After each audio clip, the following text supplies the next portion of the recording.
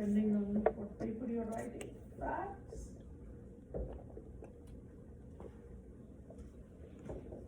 Summary. Statement that concludes, right? Ties up the paragraph.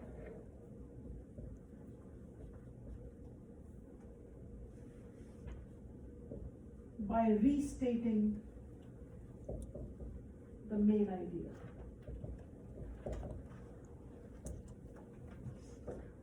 Are transitions. T is transitions, words, phrases, expressions that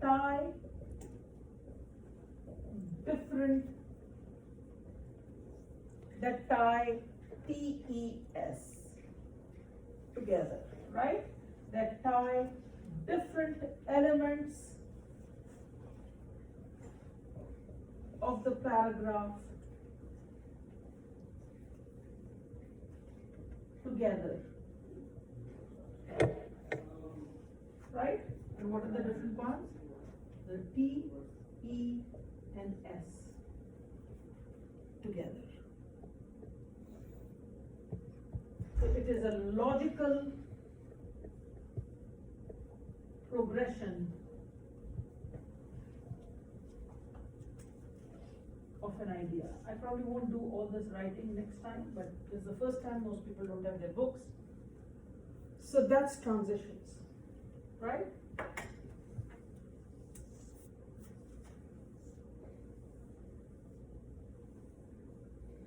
Same test works here. Instead of the topic sentence, we think of it as thesis, which is in a paragraph. This is thesis, right? Main idea is in the first sentence. This is in the main idea intro para. Stop me if things become confusing, eh?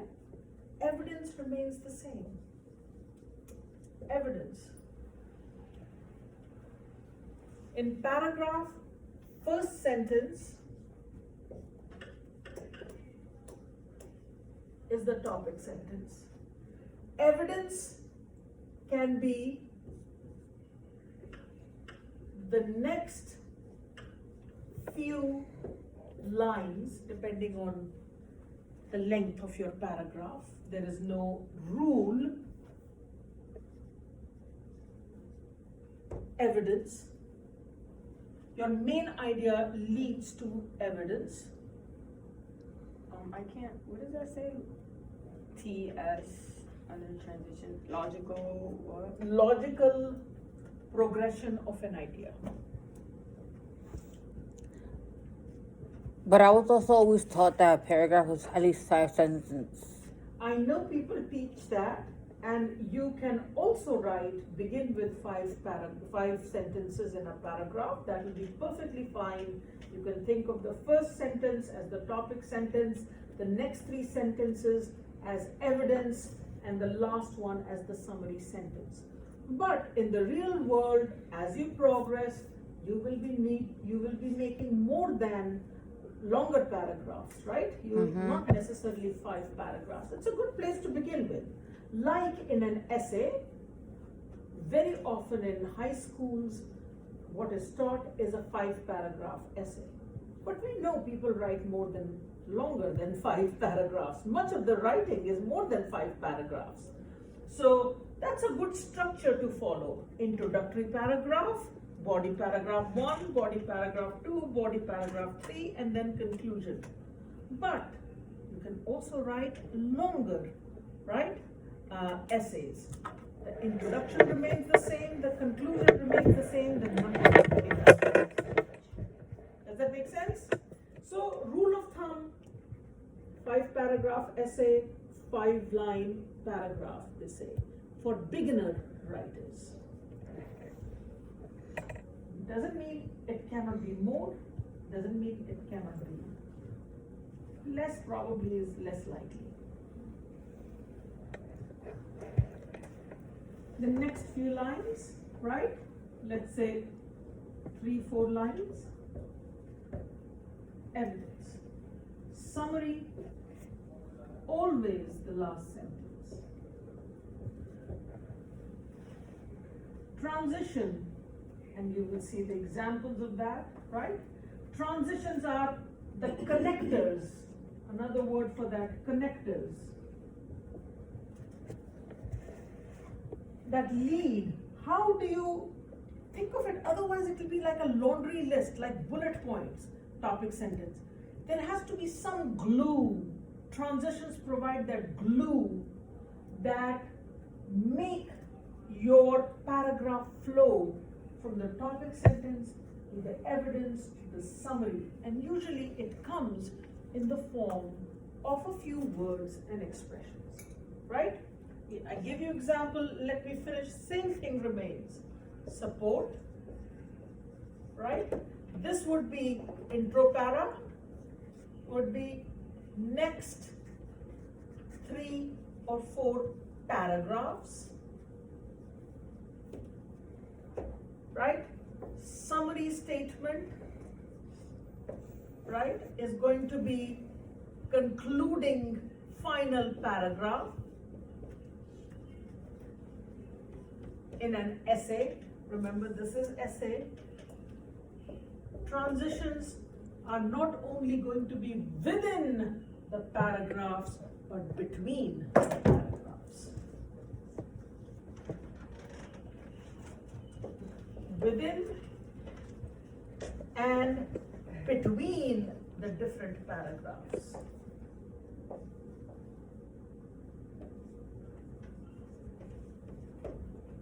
Any questions?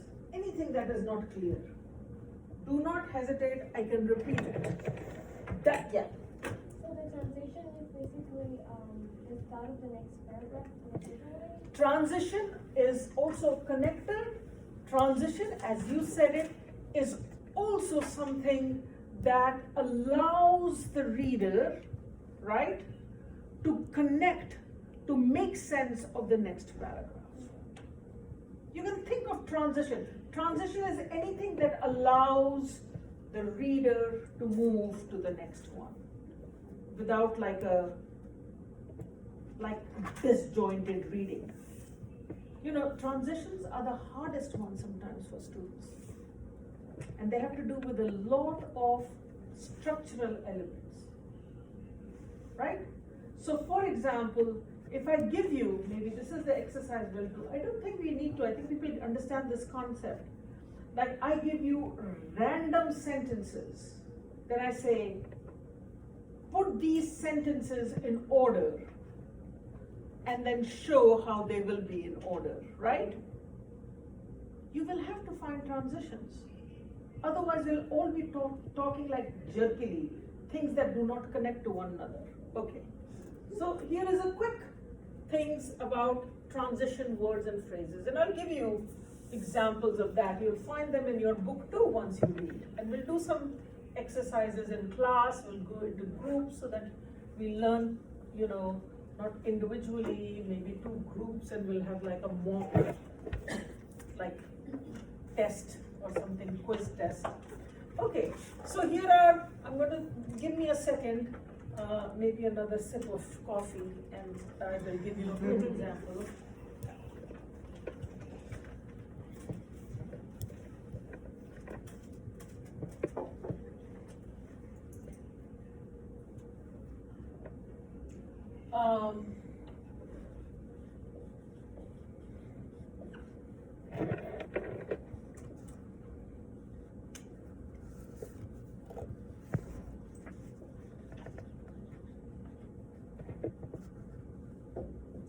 Vinny, you made it to the blackboard.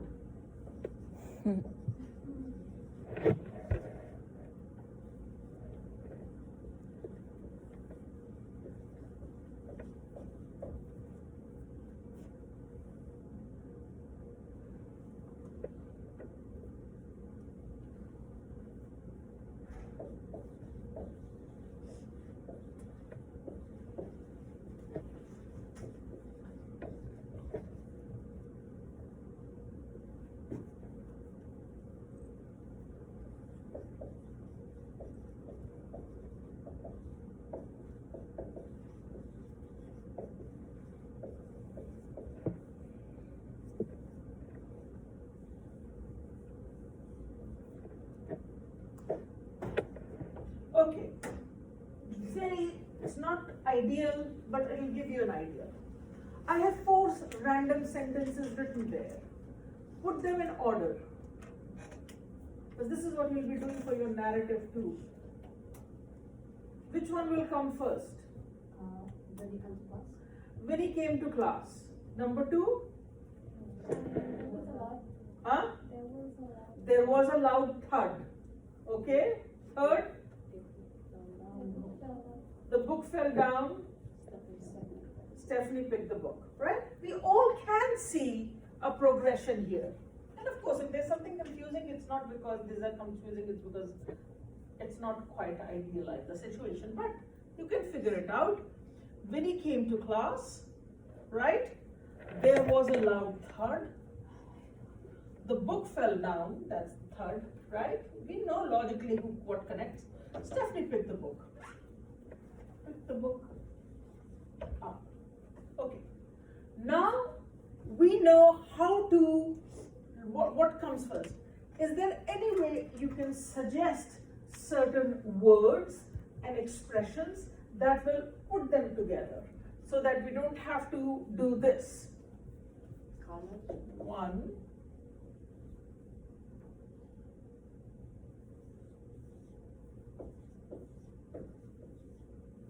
That's not how we write, eh? You know, so you can't say read it in this order. So let's just say, think about it in a minute. You can, like Stephanie said, you can use punctuation and comma. We are going to be using that. But let's say punctuations and punctuation belongs in another lesson. Let's just think of words and expressions in transitions. Is there, you supply those words, you know what the order is. Okay. Tell me, what words would add? Filler words? And. No, transitional words. Then. No, start with me. Give me the first sentence. When he came to class, what can we add? Then. But if that's the first sentence, then presupposes something before it. And Oh, when. Somebody said when. Sorry, my bad. I heard then. When he came to class. Okay. But you'll have to write a whole lot of other stories. They say,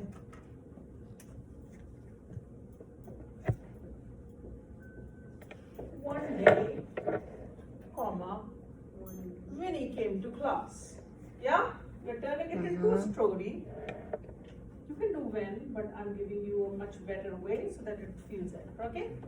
Transition. One day, okay, the first one. Number 2. there was a loud thud. Then there was a loud thud in class. Yes? Then, these are transition words, eh? This one is the one that sets it. Then, you'll need it for narrative paragraphs. Or could it be when? What? Which, what, where, when, where? Where you're saying then. Could it be where? Or when? You can also do when. You are absolutely right. You can say one day again, when there was a loud thud, right? But it would also mean that you have to extend the sentence because otherwise it's half a sentence. Then there was a loud thud.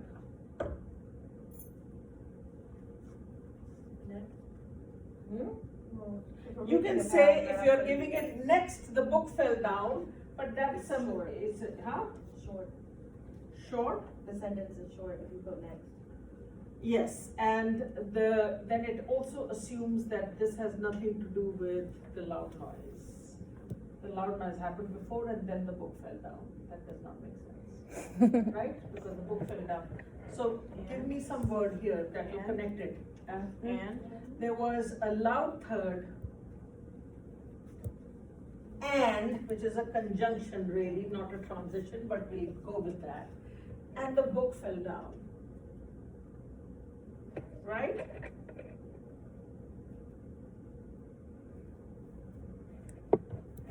Last one, someone suggest transition word comes before. Finally. Finally.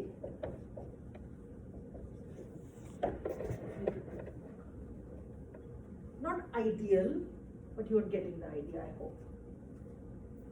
All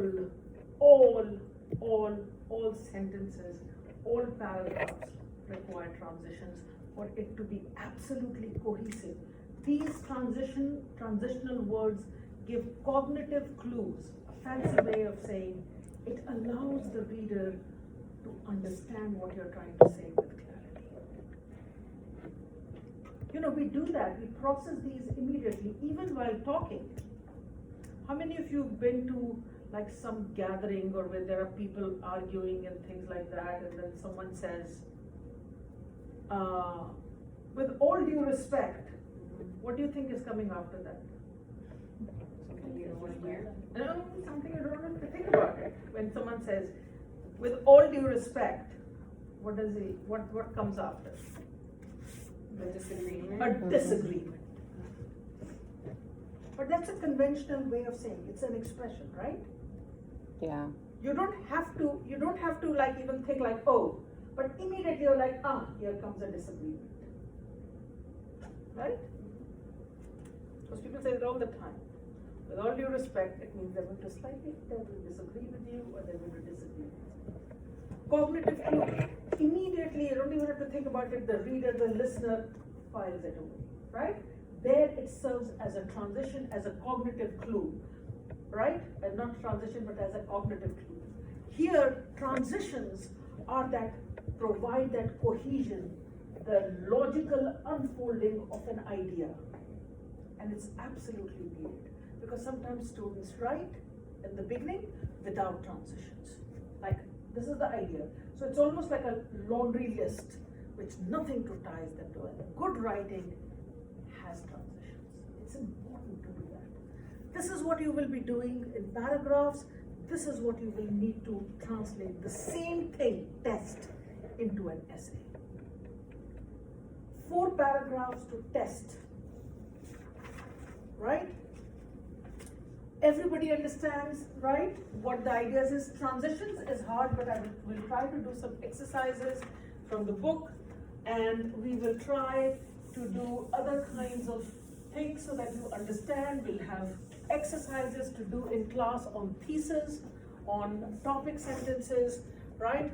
How to formulate topic sentences. They can be too broad, too narrow, right? They're a wonderful thing. So the idea here is to understand this. This, in a nutshell, is the focus of our, right, of this course. This will allow, not automatically, of course it's not a magic potion that you read it and you're like, okay, I'm going to now start writing wonderfully. But this is what you have to put in practice, eh? This is what you will need to put in practice. It would require going over it, not to get frustrated, try practicing, doing the exercises and things like that, right? So this is how you test a text. Not only what you write, but what you read is what you will have to test, right? Like this. Does that make sense? Yes. Mm-hmm. So the other things we have to do is to kind of annotate, outline. Do people know what annotate is? Always when you're reading. This will be hard if you have a book that you want to return. But I know there are all kinds of rules in the library not to mark the books up. I honestly must say that I cannot read without marking. Good books and books in ancient and other times were meant to be annotated. You know why? Because before printing press, people did not have individual books.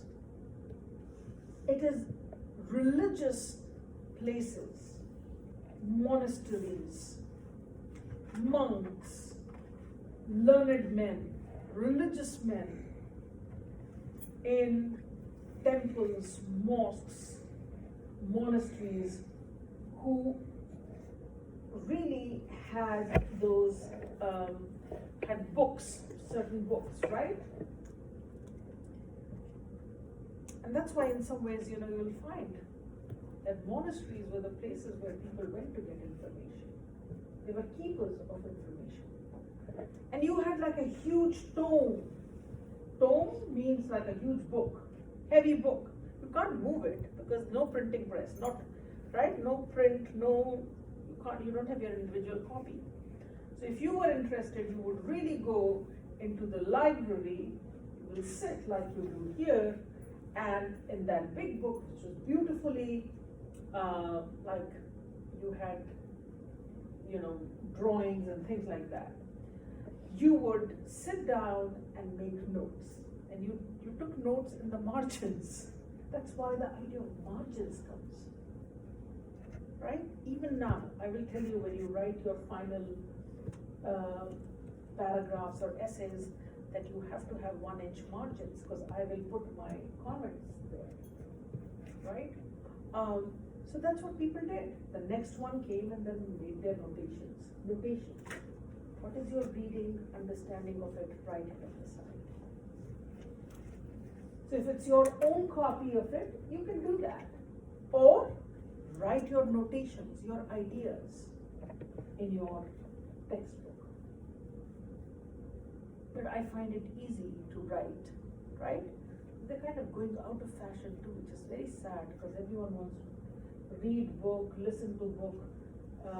But there is something to be said. But anyway, I might be in a minority, but it's good to sometimes, use the book as it is meant to be, not like tear it and things like that. It's public property, treated with respect. You can write. So I think this is a good way to kind of mark things as you read. Annotation is important when you read a chapter, which we are going to quickly do. A short essay by Colin Powell, one of our first readings, and then see if you can find out where the thesis is, where the evidence is, where the summary is, and where the transitions are. Right? So the first paragraph that we will be writing is a narrative paragraph, and that's, I think, chapter 5, I could be wrong, and that's, please get the book, read it, come prepared for it on Wednesday for the narrative paragraphs. Today we do some annotation, outlining some other kinds of things. Yes?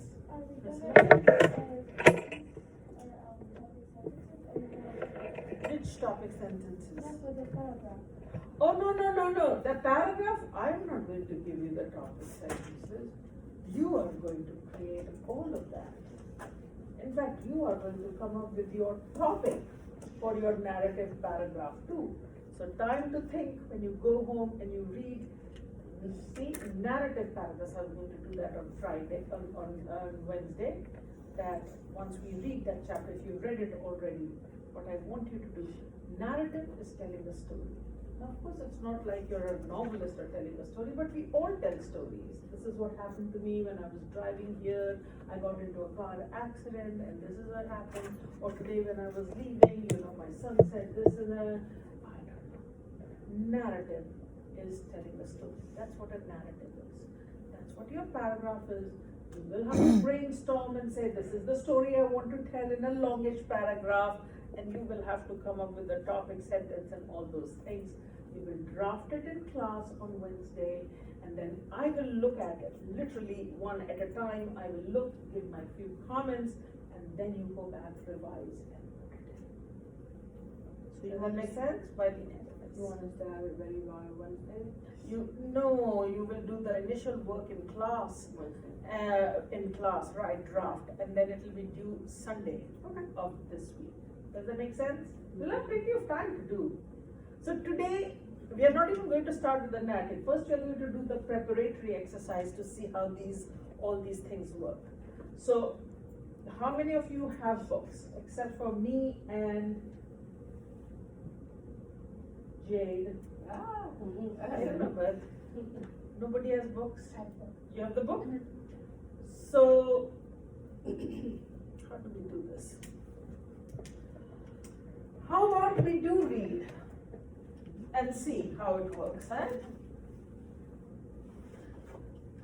Because this would, if people are looking at it, it's easier, eh?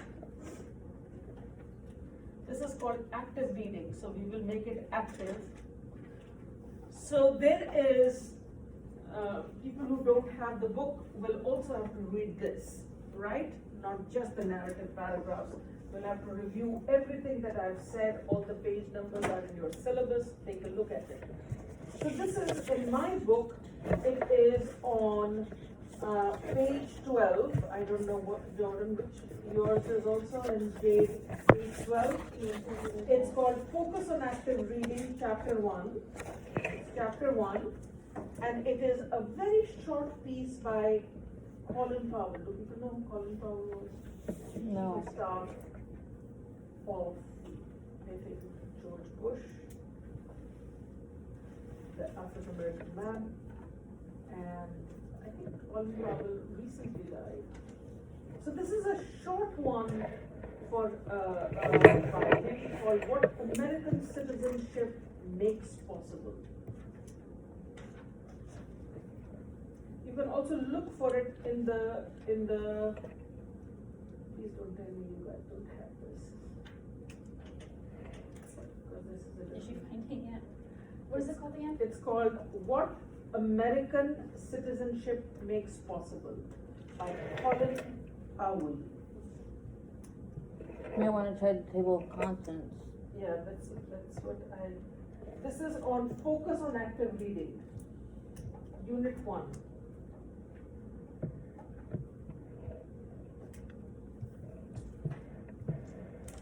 It's going to be a long class.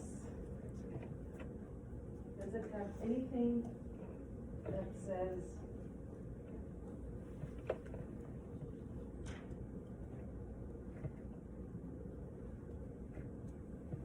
What's the name of it again? What what American? American citizenship makes possible? Okay, do you have something called Focus on Active Reading? Yes or no? The two people who are holding it. Yeah.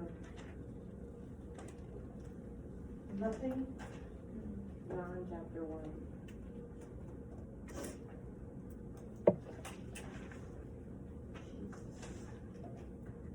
I don't know. That's why I said check table of contents. They are doing it. Okay. I'm going to read the essay, and you all will tell me where you can find thesis, main idea, topic, and then in your book, whatever it is, whatever is the first essay, read it. Okay. So I'm going to read it. I can't pass my book, otherwise I prefer, please get ready. I will ask people to read a paragraph. People will volunteer, raise your hand, and we will read the paragraph. All right, so I'm going to read, and then we'll try to identify. What American citizenship makes possible. Colin Powell. I know you're not looking at it, but you're listening, but try to see which one, what you say is the topic center, is the thesis, the evidence, the summary, and the transitions. And I'm going to stop and start.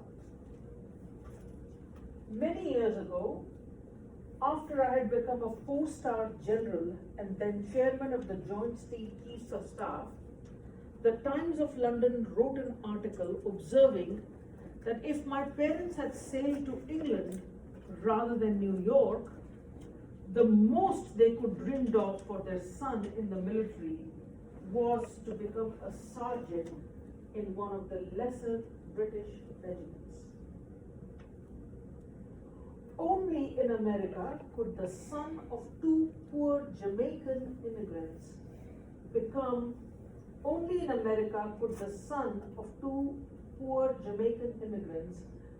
the first African American, the youngest person, and the first ROTC graduate from a public university to hold those positions among many other firsts.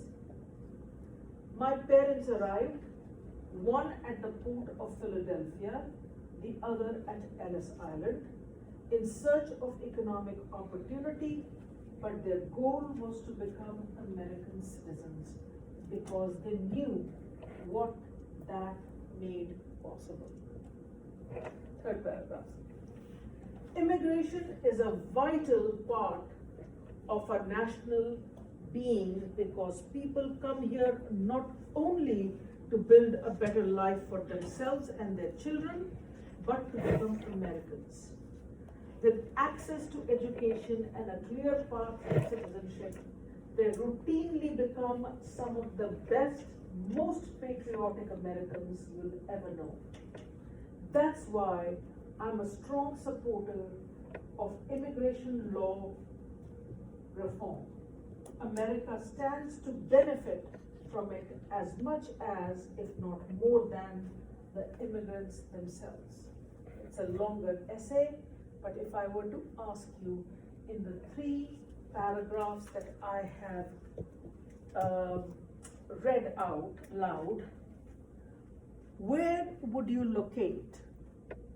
What would you locate as the thesis of this essay? Stephanie? Becoming an American citizen? Starting with becoming an American citizen? Like the last paragraph that I read? No. The first paragraph many years ago when I came. The second one is only in America could the son of the poor Jamaican immigrants become, is that it? I've only read 3, huh? And the third one is immigration is a vital part of our national being because people come here not only to build a better life. Out of these 3, which one do you think? The second one? ¿Por qué? Why? Why is the first one? I know it's hard to see. I'm so sorry, but I don't know what to do. Maybe the topic sentence could be that. No, since this is an essay, not a paragraph. I read 3 paragraphs, so we are literally on the essay. It'll come to the same thing. Go between essay and whatever. But since this is an essay reading, so you're not looking for like the topic sentence, you're looking for the thesis, which is sometimes in the first paragraph, if you write it academic writing, but Colin Powell is not writing an academic essay. I feel like it was the last one. Which one? The third one.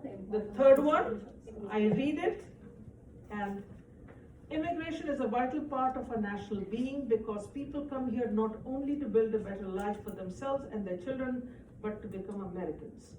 With access to education and a clear path to citizenship, they routinely become some of the best, most patriotic Americans you'll ever know.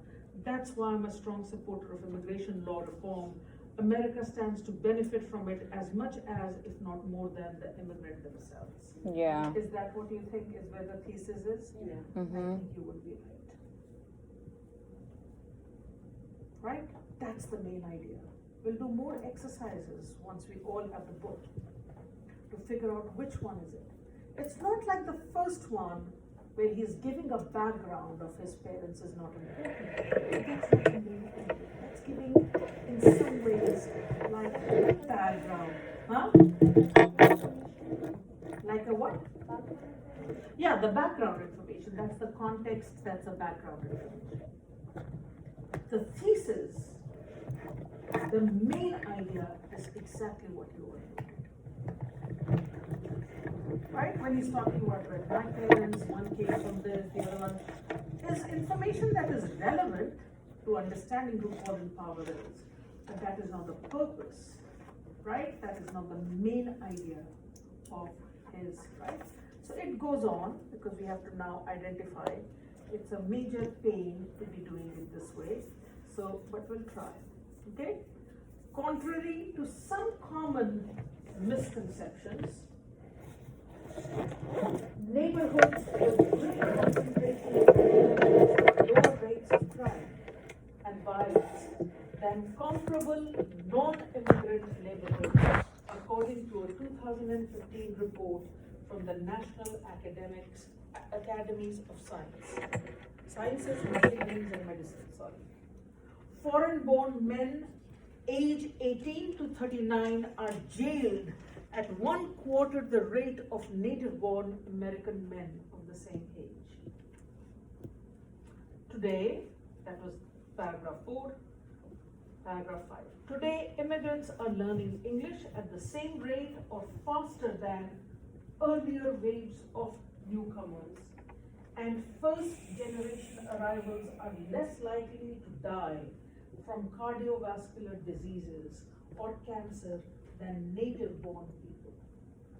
They experience fewer chronic health conditions, have lower infant mortality and obesity rates, and have a longer life expectancy. Can I ask what I read first in paragraph 4?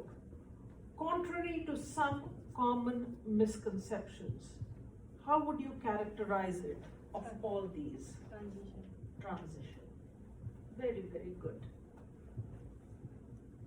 It's literally now taking the thesis in the front, in the previous paragraph that you all identified correctly, and then the fourth paragraph he says contrary to, which means it's the link to what he has said before, right? That's a transition. If you jump straight into saying immigrants have they live in these neighborhoods and they are not, it does not really provide the connective glue to what he has said before. So, contrary to some misconceptions, I promise you this will become clear once you have look at the things in your book when you have it, right?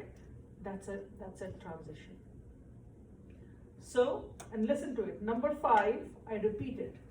Today's immigrants are learning English at the same rate or faster than earlier wave of newcomers, and the first generation arrivals are less likely to die from cardiovascular diseases or cancer than native born people. They experience fewer blah blah blah, and they have higher, longer life expectancy. What does it fulfill? Evidence. Evidence for what?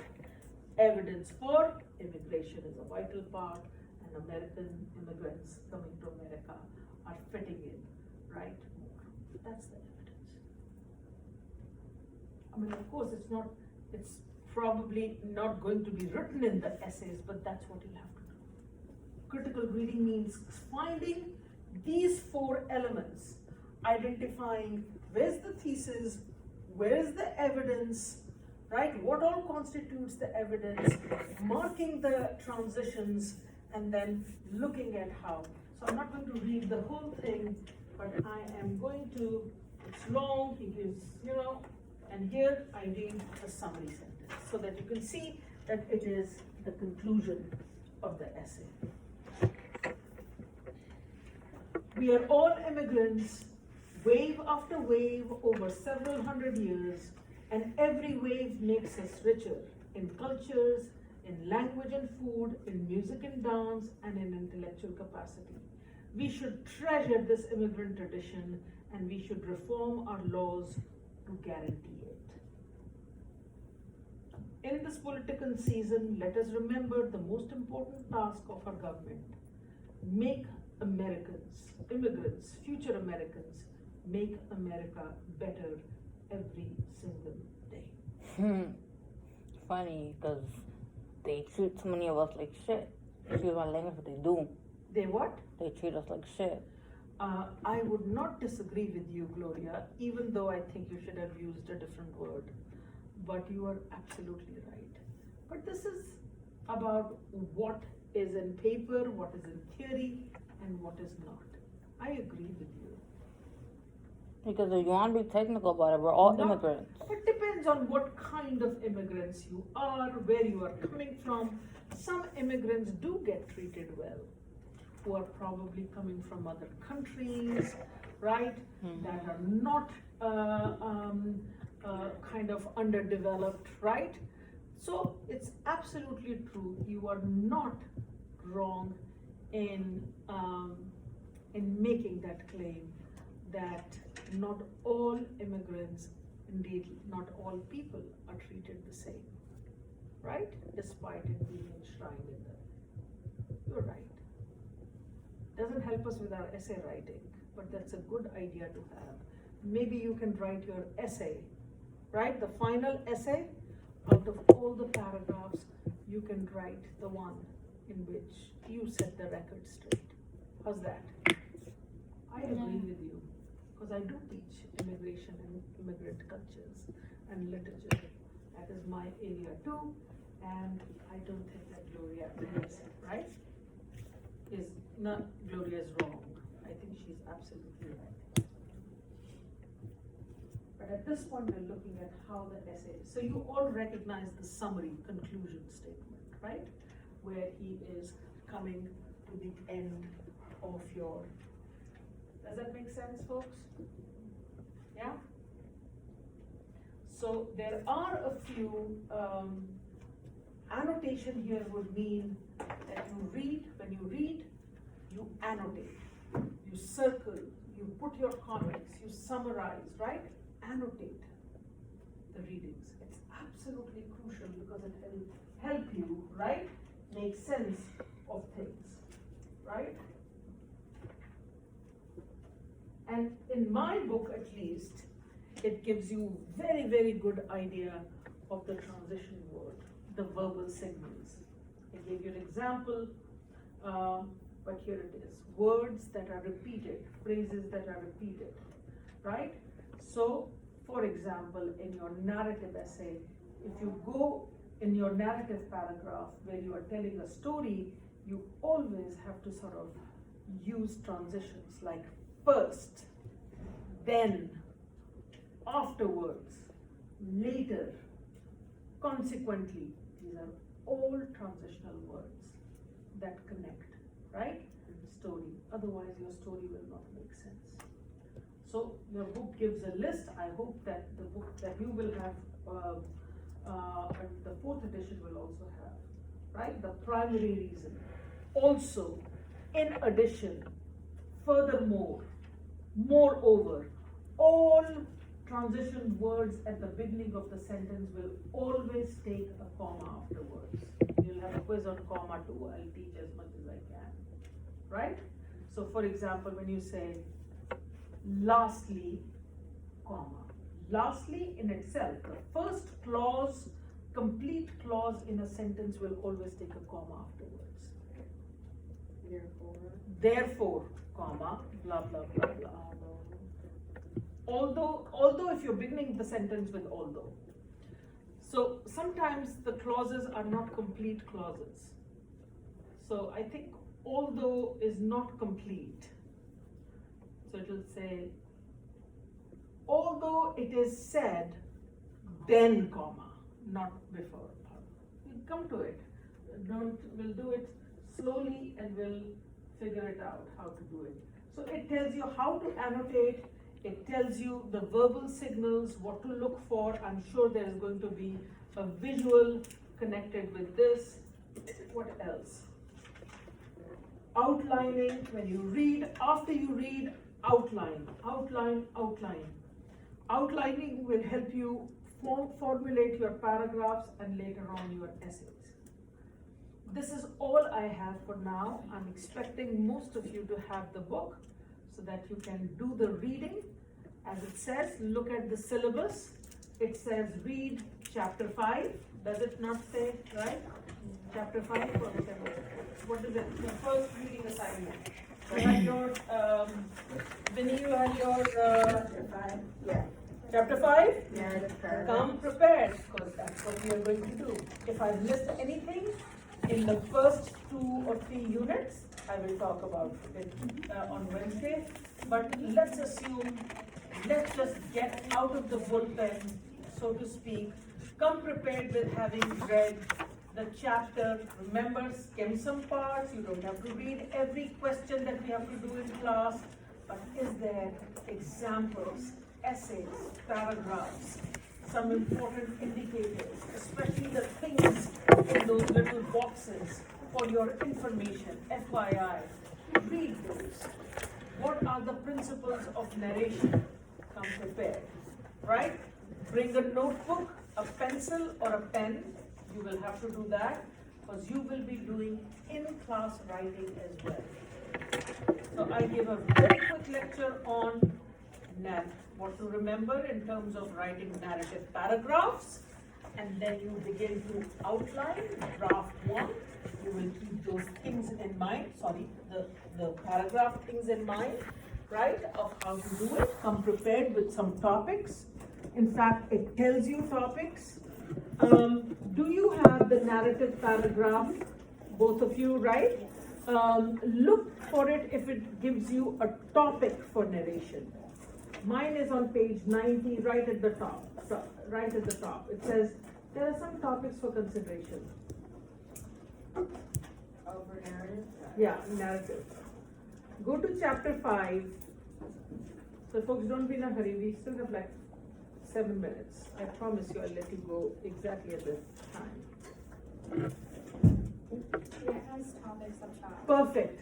So what page is that? In this book, it's 85. So mine is a 90. So I'm going to ask either Jade or Jordan. Jordan, why don't you do it since you found it?